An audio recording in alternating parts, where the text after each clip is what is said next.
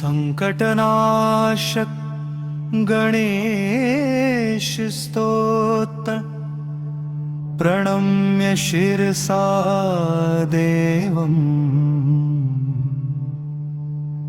गौरीपुत्र विनायकम्। ॐ गं गणपतये नमः। ॐ गं गणपतये नमः। ॐ गं गणपतये नमः। प्रणम्य शिरसा देवं गौरीपुत्र विनायकम्। प्रणम्य शिरसा देवं गौरीपुत्र विनायकम्। भक्तावासं स्मरे नित्यायुष्कामार्थसिद्धये।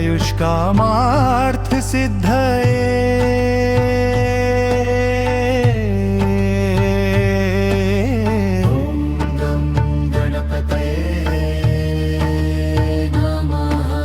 प्रथमं वक्रतुण्डं च एकदन्तं द्वितीयकम्। प्रथमं वक्रतुण्डं च एकदन्तं द्वितीयकम्। तृतीयं कृष्णपिङ्गाक्षं गजवक्त्रं चतुर्थकम्। तृतीयं कृष्णपिङ्गाक्षं गजवक्त्रं चतुर्थकम्। लम्बोदरं पञ्चमं च षष्ठं विकटमेव च। पञ्चमं च षष्ठं विकटमेव च।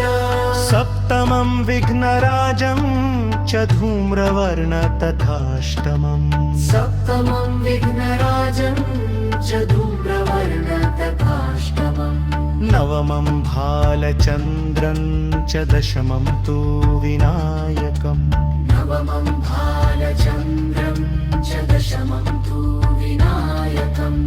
एकादशं गणपतिं द्वादशं तु गजाननम्।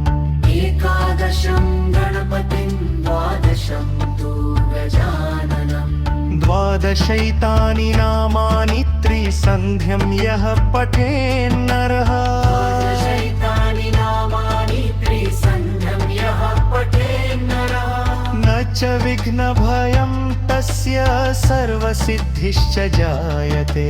न च विघ्नभयं तस्य सर्वसिद्धिश्च जायते। विद्यार्थी लभते विद्यां धनार्थी लभते धनं। विद्यार्थी लभते विद्यां धनार्थी लभते धनम्। पुत्रार्थी लभते पुत्रान् मोक्षार्थी लभते गतिम्। पुत्रार्थी लभते पुत्रान् मोक्षार्थी लभते गतिम्। जपेत् गणपतिस्तोत्रं षड्भिर्मासै फलं लभेत्। गणपतिस्तोत्रं षड्भिर्मासै फलं लभेत्। संवत्सरेण सिद्धिं च लभते नात्र संशये। संवत्सरेण सिद्धिं च लभते नात्र संशये।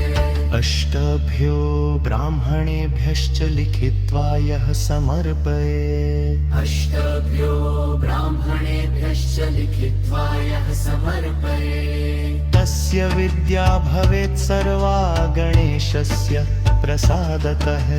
तस्य विद्या भवेत्